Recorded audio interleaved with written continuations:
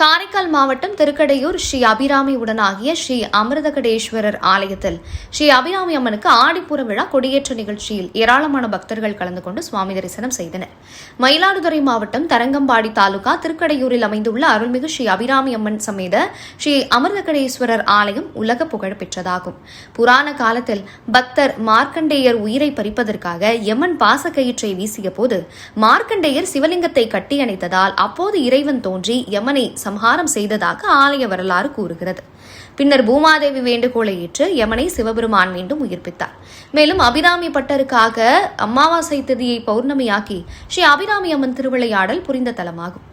இத்தகைய புகழ்பெற்ற இவ்வாலயத்தில் ஸ்ரீ அபிராமி அம்மன் ஆடிப்பூர திருவிழா கொடியேற்றத்துடன் துவங்கியது. ஆடிப்பூர விழாவை முன்னிட்டு விக்னேஸ்வர பூஜையை தொடர்ந்து இன்று காலை ஸ்ரீ அபிராமி அம்மன், ஸ்ரீ விநாயகர், ஸ்ரீ சண்டிகேஸ்வரர் ஆகிய சுவாமிகள் தங்க கொடிமரம் முன்பு எழுந்தருள தங்க கொடிமரத்திற்கு அபிஷேக ஆராதனைகள் நடைபெற்றது. தொடர்ந்து மகாதீப ஆராதனை செய்யப்பட்டு ரிஷப கொடி ஏற்றப்பட்டு ஆடிப்பூர விழா துவங்கியது. ஆடிப்பூர விழா கொடியேற்ற நிகழ்ச்சியில் ஏராளமான பக்தர்கள் கலந்து கொண்டு சுவாமி தரிசனம் செய்தனர்.